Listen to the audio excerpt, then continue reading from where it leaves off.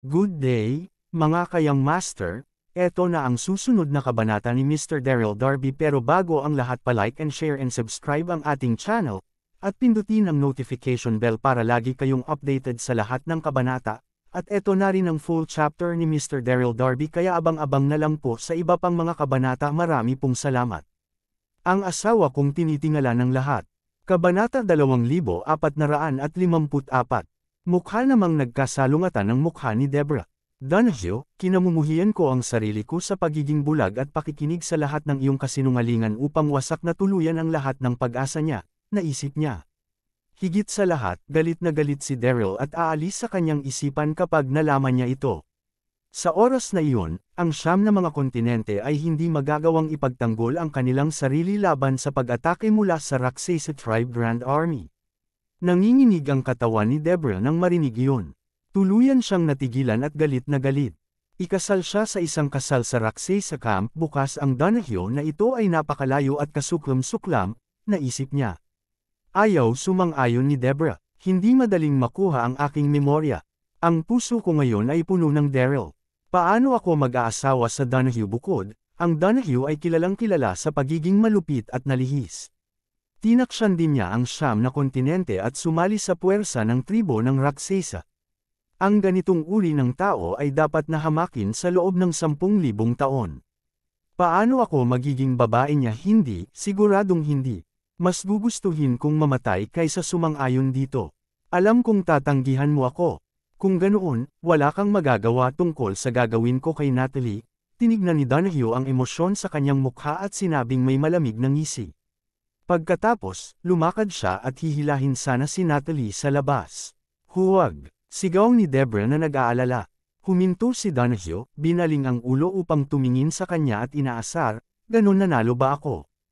Hindi sumagot si Deborah habang kinakagat niya ng labi ang labi. Ang kanyang isipan ay nasa isang kumpletong gulo habang pinagtatalunan niya ito sa kanyang puso. Sa wakas, makalipas ang ilang segundo, tumanggaw si Deborah at sinabi, "Mabuti, sumasang-ayon ako." Napakagatlabi siya ng malapit ng Donahue. Pulang-pula ang kanyang mga mata. Wala siyang pagpipilian. Pinagsisisihan niya ito sa natitirang buhay niya kung wala siyang ginawa at pinapanood lamang si Natalie na napapatay. Tungkol naman kay Daryl, hindi siya nakalaang makasama. Ngumiti si Donahue nang makita niyang pumayag ito. Tumanggaw siya at sinabi, "Mabuti nga, I will save her life." Kabanata 2455. Pagkatapos, lumabas si Donahue sa tent at sinabi kay Amastan ang tungkol sa kanyang kasal. Si Amastan ay natuwa at sumusuporta nang malaman niya na sinusubukan ni Donahue na talakayin si Daryl, na magiging kalamangan para sa tribo ng Rakshasa. Hindi nagtagal, inayos ni Amastan ang kampo ay pinalamutian ng mga ilaw at iba't ibang dekorasyon upang maghanda para sa kasal ni Donahue. Sa hating gabi, ang kampo ng Rakshasa ay buong tahimik. Bagaman hating gabi na, mahigpit ang seguridad sa kampo, at nagpapatrolya ang mga gwardya sa bakuran. Whoosh! Whoosh! Biglang, 2 numero lumitaw nang wala kahit saan. Mabilis silang dumating mula sa likurang pasukan ng kampo. Ito ay isang lalaki at babae. Ang lalaki ay matalino na bihis, gwapo at malakas, habang ang babae ay sexy at kaakit-akit. Si Daryl at Quincy iyon. Sa ilalim ng ilaw ng buwan, nagsusuot sila ng mga madilim na night clothes ngunit hindi pa rin itinago ang perpektong figure ni Quincy. Ang kanyang kat-anji tanging katawan ay nakalantad at hindi kapani-pani walang kaakit-akit. Si Daryl at Quincy ay nasa Rakshasa Camp upang makalusot. Sa nakaraang ilang laban, napagtanto ni Daryl ang pinakamalaking banta sa 9 na kontinente ay ang gigantic monsters ng tribo ng Rakshasa. Sa 10 gigantic monsters, kalahati sa kanila ay napatay sa mga naunang laban, at 5 na lang sa kanila ang natitira.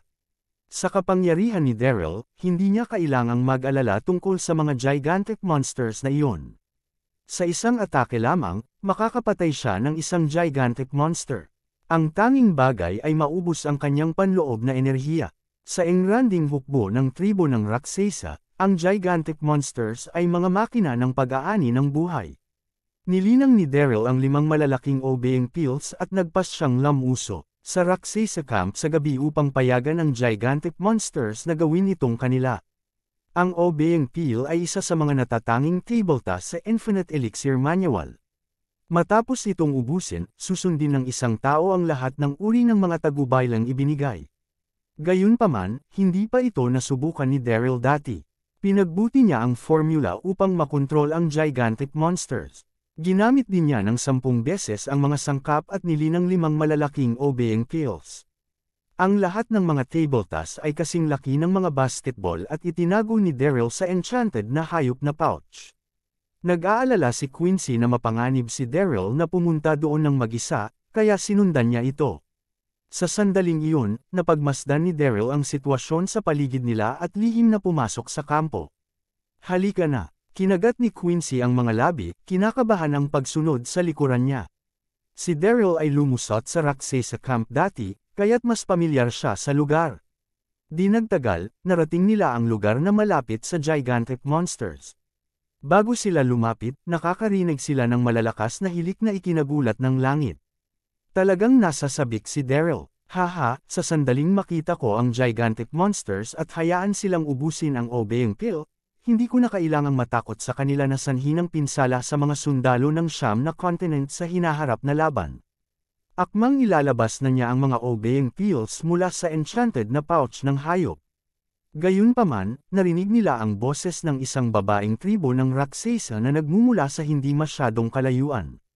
Lumakad si Daryl ng walang malay at natigilan nang makita niya kung sino ito. Sa damuhan na hindi kalayuan, isang lalaki at babae ang gumagalaw na magkasama. Napakamot siya ng ulo habang si Quincy ay lumakad sa likuran niya at sumulyap dahil sa kuryosidad. Nanginginig ang kanyang katawan at namula ang kanyang magandang mukha. Ang tribo ng Raksasa ay talagang ligaw at hindi sibilisado, hindi mapigil ang sabihin ni Quincy ng mahina. Namumula siya at mukhang kaakit-akit. Sa parehong oras, hindi niya maiwasang sipain si Daryl.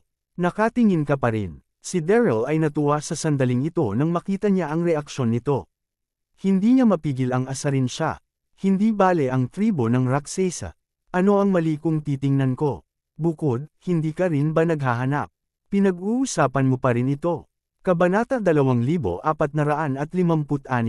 Nag-uusap sina Daryl at Quincy nang marinig nila ang isang galit na sigaw, "Who's there?" Pagkatapos, isang pares ng mga patrol guard ang dahan-daang lumakad. Ang tribo ng Raksasa ay nakikita lamang ang mga anino nina Daryl at Quincy na madilim, at hindi nila malinaw na nakikita ang kanilang mga mukha. Agad na nagbago ang ekspresyon ni Daryl. Napaka-engrossed niya sa pagtitig sa kapanapanabot na pangyayari at nakalimutan na siya ay nasa Raksasa camp. Nanginginig ang katawan ni Quincy habang kinakabahan. Bilang Princess Long ng South Cloud World, si Quincy ay mas mababa sa isang tao ngunit higit sa 10,000 katao. Hindi pa siya natatakot kahit na anong mga bagay ang harapin niya. Gayunpaman, ang sitwasyong ito ay hindi pareho. Ito ang Raksasa camp at hindi sila makakaalis kapag nahantad ang kanilang pagkakakilanlan. Hindi na ako mapakali ngayon, naisip ni Daryl nang makita ang mga gwardya ng patrol na palapit na ng palapit. Hinawakan niya si Quincy sa mga braso nang agad siyang lumapit at hinalikan si Quincy sa mapula nitong labi. Sa sandaling iyon, nanginginig sa gulat si Quincy. Ang kanyang isipan ay nagriring, siya ay pakiramdam na hihiya at galit na galit. "Daryl, bastard ka. How dare you take advantage of me? Bagaman mayroon kaming isang kaayusan sa kasal, hindi pa rin kami dapat kumilos ng ganito casual," naisip niya habang sinusubukang lumaya. Gayunpaman, mas hinigpitan siya niyakap ni Daryl at hindi siya nakagalaw. Bang! Kasabay nito, naging blanko ang isip ni Daryl nang maramdaman niya ang kahinahunan nito. Ang buong katawan niya ay parang tinamaan ng kidlat. Ang pakiramdam na iyon ay napakagandang hindi mailalarawan. Bumalik. Ang kanyang saloobin nang maramdaman niyang nagpupumigla si Quincy. Mabilis niyang ginamit ang kanyang daliri upang isulat ang ilang mga salita sa likuran niya. "Magpanggap lang na hinalikan ako upang linlangin ang mga patrol guard." Natahimik si Quincy sabay na iintindihan niya ang ibig sabihin ni Daryl, ngunit labis pa rin siyang namula. Sa sandaling ang mga gwardya ay 10 metro ang layo mula sa kanila, nakita nila kung gaano sila ka-intimate. Naisip nila na sila ay isang mag-asawang Raksasa na nagpapakita ng kanilang pagmamahal. Tumawa ang pinuno ng mga gwardya at umalis kasama ang kanyang bantay. Ang tribo ng Raksasa ay ligaw, lalo na pagdating sa kanilang malapit na relasyon. Talagang bukas ang kanilang isipan, hindi katulad ng siyam na mga kontinente, na konserbatibo. Tulad ng Natiran, hindi pangkaraniwan na makita ang isang lalaki at babae sa Raksasa na malapit sa mga bukas na lugar. Buntong hininga, pinakawalan ni Daryl si Quincy nang marinig niya ang mga yabag nila na papalayo. Kasabay nito, siya ay nagbuntong hininga ng maluwag. Malapit na iyan. Ang magandang mukha ni Quincy ay pula lahat at mukha siyang kaakit-akit. Pagkatapos, inabot niya ang kanyang kamay at kinurot ng malakas si Daryl sa baywang. Ouch! Halos tumalon si Daryl sa sakit. Hindi niya mapigil ang huminga ng malamig. Bakit mo ginawa iyon? Puno ng galit ang mukha ni Quincy. Kung gagawin mo ulit iyon, sususukan kita ng aking espada. Ako ay Princess Long ng South Cloud World, puro ako. Bagaman mayroon akong isang kaayusan sa kasal sa kanya, wala pa rin kaming kasal, ngunit siya, ang naisip niya. Naintindihan ni Daryl kung ano ang iniisip nito nang makita ang reaksyon nito. Gusto mong patayin ang asawa mo, isang halik lamang ito, walang pinsala na nagawa. Ikaw, galit na galit si Quincy na tinapakan ang mga paa. Inabot niya ang kanyang kamay at nais na kurot ulit sa kanya. Tumawa si Daryl at binaliktad ang kanyang katawan upang maiwasan ito. Sige, tigilan na natin ito. Mas mabuti na nating tapusin ang ating gawain ng mabilis. Tumungo siya sa direksyon ng gigantic beasts habang si Quincy ay nakatingin sa kanya at sumunod sa likuran. Hindi nagtagal, nakarating sila sa harap ng 5 gigantic monsters. Hindi mapigilan ni Daryl na huminga ng malalim. Hindi niya natitiyak kung paano nagawang paamo ng tribo ng Raksasa ang napakalaking gigantic monsters. Sa sandaling iyon, lahat sila ay nagpapahinga sa mga tambak na parang maliliit na burol. Ang galit ay kumukulo sa puso ni Daryl nang maisip niya ang hindi mabilang na bilang ng mga sundalong pinatay nila. Nais niyang samantalahin ang pagkakataon na patayin ang gigantic monsters, ngunit pinigilan niya ang kanyang sarili. Ang sumunod na segundo, itinaas ni Daryl ang bibig ng gigantic monsters at pinisil sa OB pills ang enchanted na pouch ng hayop isa-isa. Samantala, si Quincy ay nakatayo sa bantay sa tabi niya. Kabanata 2457. Matapos niyang tapusin ang pagpapakain sa kanila ng mga OB pills, pumalakpak si Daryl sa kanyang mga kamay at isang ngiti ang lumitaw sa kanyang mukha. Haha, tapos na, naisip niya. Mahal na asawa, Tara na, ngumiti si Daryl at sinabi kay Quincy. Naadek siya nang makita niya kung gaano kaakit-akit ang hitsura ni Quincy nang siya ay galit kanina, kaya sinadya niya ulit ito. Mawala, malamig na sabi ni Quincy. Feeling niya nahihiya at galit. Hindi naging seryoso si Daryl. Paano pa siya magkakaroon ng puso na gawin ang lahat ng ito sa isang lugar, naisip niya. Ngumiti si Daryl at pinangunahan plano na niyang umalis. Sa sandaling iyon, nakita niya ang isang malaking bonfire sa gitna ng kampo at mayroong isang malaking kahoy na yugto sa tabi nito. Ang entablado na gawa sa kahoy ay pinalamutian ng mga ilaw at laso. Ang lugar ay puno ng mga pulang laso, mukhang maligaya talaga. Ano ang nangyayari? Kinumo ni Daryl ang kanyang mga mata, at ang kanyang puso ay puno ng mga pag-aalinlangan. Nanatili sila sa gilid ng kampo, kaya hindi nila napansin ang kanilang paligid. Nang makita nila ang nasa harapan nila, pareho silang nalito. Itinaas ni Quincy ang kanyang noo at sinabing, kung ang kagalang-galang na anak ay ikakasal, kung gayon ito ay isang pagkakataon para sa siyam na mga kontinente. Pagkatapos, bumantong hininga si Daryl. Ang Raksasa tribe ay napakalaya at madali. Parehong nasa labanan pa rin ang magkabilang panig, ngunit mayroon pa silang kondisyon na magpakasal. Bakit mo pinapuna ang iba? Hindi ba ikaw lang? Tumingin si Quincy kay Daryl at naiinip na sabi. Tumigil si Quincy sa kalagitnaan ng pagsasalita. Kumukulo ang mukha niya nang maalala niya ang halik ni Daryl ngayon pa lang. Natuwa si Daryl nang makita iyon. Napaka-interes ni Quincy. Ayaw niyang banggitin ko ang nangyari kanina, ngunit siya mismo ay hindi mapigil ang pag-usapan ng tungkol doon, naisip ni Daryl. Pinilit niya ang makakaya na huwag ituloy ang pang-aasar sa kanya. Mabilis kaming naglakad ni Quincy sa labas. Nang palabas na sila ng kampo, nakita nila ang isang mandirigmang Raksasa na naglalakad na mag-isa. Hindi nag-atubili si Daryl at dahan daw ang lumakad. Sampal, nang makarating siya sa harap ng mandirigma, Tinatakan ni Daryl ang acupoint ng mandirigma na may bilis ng kidlat at pagkatapos ay hinayla siya papunta sa kakahuyan sa tabi ng kampo. Si Quincy ay matalino at alam niyang naghahanap ng balita si Daryl, kaya sumunod siya sa likuran niya nang hindi nagpapalabas ng tunog. Nasa buong alerto siya sa kanilang paligid. Andyan ka ba? Gulat na gulat at galit na galit ang mandirigmang Raksesa habang nakatitig kay Daryl, nanginginig ang boses. Shush! Sinenyasan siya ni Daryl na manahimik. Hayaan mong tanungin kita, ang iyong kampo sa Raksesa ay ganap na pinalamutian. Sino ang ikakasal, si Amastan ba? Ang kagalang-galang na anak, tanong niya. Bakit ko sasabihin sa iyo ang mukha ng mandirigmang Raksesa ay mukhang galit? Hindi mapigilan ni Daryl na ngumiti. Naglabas siya ng isang maikling kutsilyo at isinubo ito sa harap ng mga mata ng mandirigmang Raksesa. Napakatigas ng ulo mo. Narinig kong ang iyong tribo ng Raksesa ay hindi natatakot sa kamatayan. Gayunpaman, naiisip ko kung makakatiis ka para sa akin na ilabas ang iyong mga mata. Habang nagsasalita siya, ang maikling kutsilyo ay papalapit ng papalapit sa mukha ng mandirigma. Nagpanik ang mandirigma nang makita ang papalapit na kutsilyo na palapit ng palapit sa mga eyeballs niya. Halos maipid niya ang pantalon niya at winigayway agad ang kanyang mga kamay habang sinabi niya, mag-uusap ako, magsasalita ako. Huwag mo akong gawing bulag. Hindi siya natatakot mamatay, ngunit ang pagkawala ng kanyang paningin ay magpapahirap. Malamig na ngumisi si Daryl at itinabi ang kanyang maikling kutsilyo. Magsalita ka. Nagpanik ang mandirigma ng Raksesa nang sabihin niya, ang aming Deputy Commander-in-Chief ay ikakasal.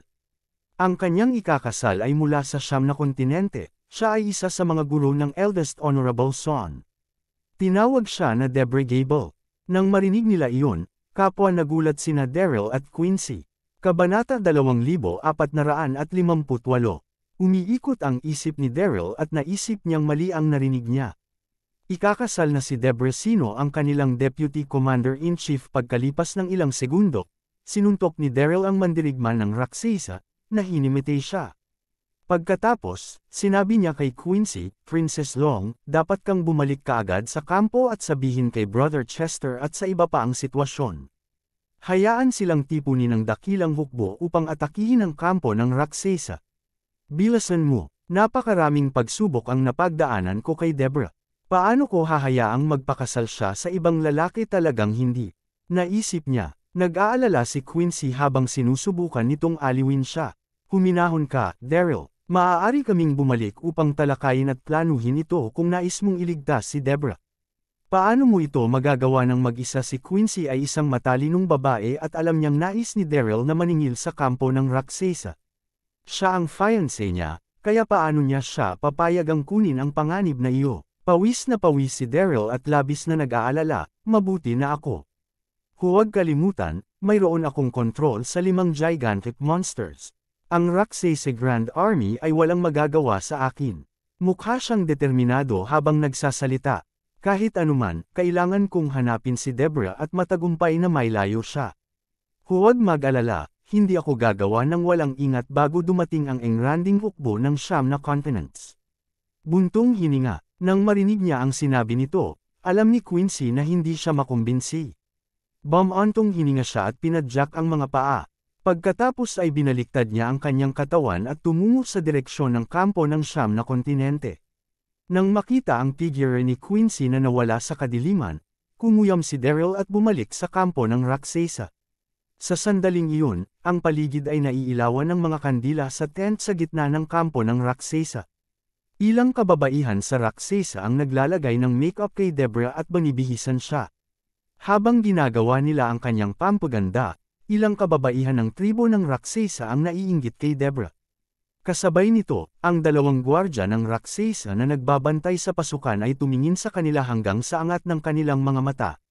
Maganda, napakaganda, naisip nila, dahil may limitadong alahas na magagamit para maisusuot ni Deborah sa kampo, siya ay nakasuot lamang ng isang mahabang, pulang damit. Simple lang ito, ngunit hindi pa rin ito maitago ang kanyang sexing katawan. Nakasuot lamang siya ng simpleng pampaganda, ngunit maganda ang hitsura niya, tulad ng isang diyosa mula sa langit. Tumayo siya roon na para bang nawala ang kanyang kaluluwa. Ang kanyang mukha ay kalmado, mukhang walang pag-asa at walang bisa ng damdamin. Kinagat niya ang labi hanggang sa malapit ng damyugo habang dumadaloy ang luha mula sa gilid ng kanyang mga mata. Ako ang magiging babae ni Donahue pagkatapos ngayong gabi. Magtatapos lang kami ni Daryl ng ganito, ayokong gawin ito. Kung nabawi ko lang ang alaala ko kanina. Bang! Bang! Biglang, may isang malakas na tunog ng isang bagay na bumabagsak sa lupa. Pagkatapos, dalawang gwardya ng Raksasa ay nakahiga sa lupa. Pagkatapos, narinig ang isang nagulat ngunit magkasalungat na tinig, "Debra, narito ako." Sa pagkakataong iyon, nagulat si Debra at ang ilang mga Raksasa na kababaihan habang nakatingin sa pasukan. Nakita nila ang isang matalinong bihis na figure ng isang lalaki na nakatayo sa pasukan. Ang kanyang mga mata ay nagniningning sa pagkahilig ngunit mukhang salungatan. "Daryl, bakit siya nandito?" nanginginig si Debra at halos hindi siya makatayo. Nakatitig siya kay Daryl ng baliw habang ang kanyang puso ay tumatakbo at nabulok ng wala sa kontrol. Natuwa si Daryl nang makita ang reaksyon ni Debra. "Yun, nabawi mo ang iyong alaala, matagal ko na siyang hindi nakatingin sa akin ng ganyan." Dapat naalala ako ni Debra. Naisip niya. Isang ngiti ang lumitaw sa mukha ni Debra, pamatak ang luha sa kanyang mga mata habang tumango ito. Kabanata 2459. Mabilis siyang lumakad at matatag na tumayo sa harapan ni Debra, nakatingin sa kanya ng diretso sa mga mata, puno ng pagmamahal. Pagkatapos, niyakap niya si Debra sa kanyang mga braso. "Ilalayo kita mula rito ngayong gabi." Inilagay ni Debra ang mukha sa dibdib ni Daryl habang hindi mapigilan ng panginginig ng katawan. "Nandito siya, siya ang lalaking mahal ko." Sa huling sandali, lumitaw si Daryl. Naisip niya. Sa sandaling iyon, isang maliwanag na apoy ang pumuno sa labas ng kampo. Napalingon si Daryl at tumingin sa labas at laking gulat niya. Nasa braso niya si Debra, nanginginig ang katawan at namumutla ang mukha. Daan-daang mga sulo ang pumulibot sa kampo. Ang kampo ay napalibutan ng daan-daang mga sulo. Hawak ang mga sulo ay ang mga piling miyembro ng Raksasa Grand Army. Ang kanilang pinuno ay nakasuot ng malambot, itim na katad na baluti at siya ay kalbo, na ginagawang siya ay nakakahiya. Ito ay si Donahue. Hindi lamang iyon, mayroong isang malaking pangkat ng mga sundalong Raksasa na nagsisingil patungo sa kanila. Pinalibot nila ang lugar ng buo at maraming mga ito. Nang makita niya si Donahue, naramdaman ni Daryl ang dugo sa kanyang buong katawan na kumukulo. Namula ng dugo ang kanyang mga mata. Ang natalo na ito ay nagtatago sa kampo ng Raksasa. Ang galit ni Daryl ay umabot sa kumukulong punto nito nang makita ang malaking pulang busog sa dibdib ni Donahue. Kahit na ang isang baliw na tao ay maaaring makita na ang kasal ng tribo ng Raksasa ay inilaan para kina Donahue at Debra. Si Donahue ay ang bastard na kumuha ng aking Dragon Ball, at ngayon ay pinipilit niya na pakasalan siya ni Debra. Naisip niya, pinatay ang kanyang kamao habang nagliliyab ang kanyang galit. Pakiramdam ang galit ni Daryl, isang ngiti ang lumitaw sa mukha ni Donahue. Hindi niya maitago ang pagiging kakatago at kalupitan sa kanyang ngiti. "Daryl, hindi ko inaasahan yun, di ba kasama ako sa Raksasa Grand Army at ikakasal ako kay Debra?" "Haha." Hindi nagsalita si Daryl ngunit tahimik siyang tumingin sa kanya. Si Donahue ay mukhang natuwa habang nagpatuloy, "Ang aking orihinal na plano ay upang maipadala ang balita sa tribo ng Raksasa sa sandaling ang araw ay sumikat. Pagkatapos, gagamitin ko ang kasal upang maakit ka sa pag-atake. Hindi ko inaasahan na natanggap mo ang balita sa lalong madaling panahon." Sa kabutihang palad, nag-set up ako ng mga bitag sa paligid ng lugar. Habang nagsasalita siya, lumamig ang tono ni Donahue. Ang kanyang tono ay nagdala ng malalim na paghihiganti at puot. "Daryl, hindi ka makakatakas ngayon. Dito ka mamamatay." Si Donahue ay talagang deviant at kasuklam-suklam. Naisip ni Daryl. Tumingin si Daryl kay Donahue at malamig na sinabi, "Donahue, niloko mo ako at ninakaw ang Dragon Ball ko. Sumali ka na ngayon sa tribo ng Raksasa. Traidor at bastard ka sa siyam na kontinente. Ang bawat tao'y may karapatang pumatay sa iyo. Tungkol sa kung sino ang mamamatay ngayon, hindi pa rin alam." Nang sinabi niya iyon, malamig at mayabang ang mukha ni Daryl, ngunit hindi nabalisa ang kanyang puso.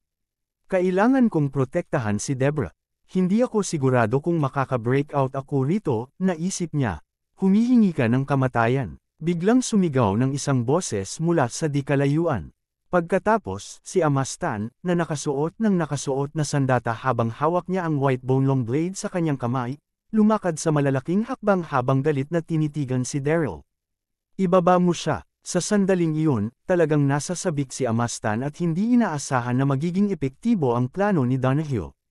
Dumating na si Daryl bago pa man maganap ang kasal. Kapag namatay na si Daryl, maaasahan niya ang pananakop sa siyam na kontinente. Umungal, umungal, umungal. Habang nagsasalita siya, hindi mabilang na mga mandirigma ng Rakshasa ang umungal habang sinisingil sila sa Daryl. Napatingin sa langit si Daryl habang tumatawa nang makita ang mga mandirigma ng Rakshasa na nagpapasa sa unahan. Isang battle mode ang lumitaw sa kanyang mukha. Donahue, sa palagay mo maaari mo akong patayin sa tulong ng tribo ng Rakshasa, minaliit mo ako. Hindi ako natatakot kahit na marami kayo. Tinaas niya ang kamay niya at kumaway. Sa isang maliwanag, malinaw na tunog, lumitaw ang Heavenly Halberd at hinawakan niya ito ng mahigpit sa kanyang kamay. Patayin! Malamig na umungol si Daryl. Pagkatapos, isang sumisindek na aura ang sumabog mula sa kanyang katawan at isang maliwanag na sinag ang sinisingil sa hindi mabilang na mandirigma ng Rakshasa. Sigaw ng mga tao habang hinawakan sila ng maliwanag na sinag. Sa isang iglap lang ng mata, ilang daang mga mandirigma ng Rakshasa ang nahulog sa isang pool ng dugo. Gayunpaman, ang katapangan ni Daryl ay hindi nakagulat sa natitirang Grand Rakshasa ng Rakshasa. Sa kaibahan, nagpalit ito ng kalupitan sa kanila. Ang lahat sa kanila ay nagpatuloy ng sunod-sunod upang singilin ang pasulong. Nang makita iyon ni Deborah, nag-alala siya, ngunit ang kanyang acupoint ay natatakan at walang paraan para siya ay tumulong. Daryl, ang labanan ay naging mas matindi, at ang sitwasyon ay hindi pabor kay Daryl. Kabanata 2460. Nag-iinit ang galit ni Amastan nang makita iyon. Daryl ay talagang malakas, pinaslang niya ang napakaraming aking mga mandirigma sa isang iglap. Si Donahue ay may ngisi sa mukha. Tumayo siya sa gilid, pinapanood ang laban. Hindi siya buong nakatuon sa pagsali sa tribo ng Rakshasa at nilayon niyang gamitin ang tribo ng Rakshasa upang maubos ang lakas ni Daryl. Nang makita niya ang magkabilang partido na nagsisimula sa labanan, natural na siya ay nalugod at nalaya siya. Galit na galit si Amastan habang tinawian ang kanyang talam ng buto. Patayin mo siya at durugan. Hindi mahalaga kung ano, dapat patayin si Daryl ngayon. Hindi ko siya papayagang umalis dito ng buhay.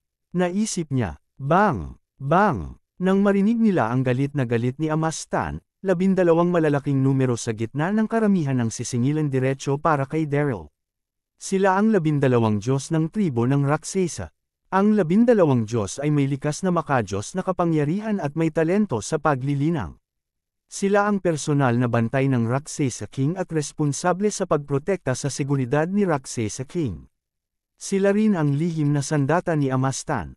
Gayunpaman, sa araw na iyon, nang makita niya si Daryl na palusot sa kampo sa gabi at napapaligiran, si Amastan ay hindi nag-atubiling tumawag para sa 12 Diyos. Maingat na nagmura si Daryl nang maramdaman niya ang aura ng 12 Diyos. Nakuyam niya ang kanyang mga ngipin at pinapagana agad ang kanyang panloob na enerhiya. Bang! Pagkatapos, bumagsak sa kanya ang 12 Diyos. Isang malakas na putok ang narinig at isang malakas na panginginig mula sa panloob na enerhiya ang nagulat sa buong kampo. Kiyuk! Bumagsak si Daryl ng ilang hakbang paatras habang namumula ang mukha at nagsuka siya ng bibig na puno ng dugo. Ang 12 Diyos ay hindi rin gumagawa ng mas mahusay dahil nahulog sila ng ilang dosenang mga hakbang paatras. Daryl, sigaw ni Deborah sa takot dahil nag-aalala talaga siya. Hindi niya mapigilan ang pagluha ng luha sa mukha niya. Kung may nangyari man kay Daryl ngayon, walang dahilan para manatiling buhay ako, naisip niya. Sa sandaling iyon, nagulat si Daryl. Naisip niya, bukod sa mga mabangis na hayop, ang tribo ng Rakshasa ay walang ibang espesyal na sandata. Hindi niya kailanman inaasahan ang pagkakaroon ng 12 Diyos. Ang lakas ng lahat ng 12 sa kanila ay talagang sumisindek. Ang lahat sa kanila ay tila nasa paligid ng antas ng langit na pag-akyat. Hindi ko kakayanin ang 12 taong ito. Sa paligid ng engranding hukbo ng tribo ng Rakshasa, natatakot ako na kailangan talaga tayong mamatay dito. Naisip niya. Kinuyam ni Derry ang kamao habang kinokontrol ang dugo na kumukulo sa kanyang katawan. Sinama niya ng tingin si Leonardo Ross, pakiramdam niya ay hindi kapani-paniwala ang pagkamangha. Sa sandaling iyon, ang mukha ni Amastan ay mukhang kakilakilabot. Daryl, ikaw ang tanyag na tao ng 9 na kontinente. Ay lalaan ko ang iyong buhay kung susuko ka sa akin. Surrender. Hindi mapigilan ni Daryl na tumawa sa langit na may pulang dugo ang mga mata. Sa palagay mo isang ligaw, malupit at hindi pangkaraniwang tribo ang nararapat sa aking pagsuko. Patayin mo ako kung nais mo, sinabi niya, na pinahihit ang kamao niya bilang isang puting bola ng apoy na lumitaw at sumayaw sa hangin. Sa wakas, nagbago ito sa isang bulaklak na liryo. Sa isang iglap, ang temperatura na nakapalibot sa kanila ay tumaas ng malaki at ang gabi ay naiilawan tulad ng araw. Ito ang White Lily Cold Flame. Hindi mapigilan ni Deborah na umiyak habang sumisigaw. Puno siya ng luha sa sandaling iyon. Hindi Daryl, dapat kang pumunta. Iwan mo na lang ako. Alis na. Bagaman makapangyarihan si Daryl, alam ni Deborah na imposible para sa kanya na ma-rescue siya ng matagumpay. Hindi mahalaga kung ano, nasa Raksay sa camp sila, nang maramdaman nila ang napapakingit na temperatura, nagbago ang emosyon ng mukha ng 12 Diyos at natigilan silang lahat. Halos namatay si Amastan mula sa White Lily Cold Flame kanina. Naging sanhi iyon upang tulungan si Natalie at, sa huli, ay nakuha ni Daryl. White Lily Cold Flame. Hindi sinayang ni Daryl ang anumang pagsisikap. Kinaway niya ang kanyang kamay at ang White Lily Cold Flame ay direktang nag-charge patungo sa 12 Diyos. Ayan yun, naisip niya. Ang White Lily Cold Flame ay napakabilis, tinakpan nito ang lahat ng 12 Diyos sa isang iglap. Daryl, tigilan mo na ang pag-arte ng ganid dito. Sigaw ni Donahue habang sinusunod niya ang labanan. Inalis niya ang Skybreaking Axe at isang maliwanag na gintong ray ang sumabog, dumidiretso para kay Daryl. Napagmasdan lamang ni Donahue ang labanan sa pagitan ng parehong partido ng mas maaga. Nang makita niyang naubos ni Daryl ang kanyang panloob na lakas, alam niyang dumating na ang kanyang pagkakataon. Bang! Ang isang gintong sinag ay bumuo ng isang malaking gintong kurtina bilang isang proteksyon na kalasag sa pagitan ng kalangitan at lupa na pinaghihiwalay ang White Lily Cold Flame mula sa 12 Diyos.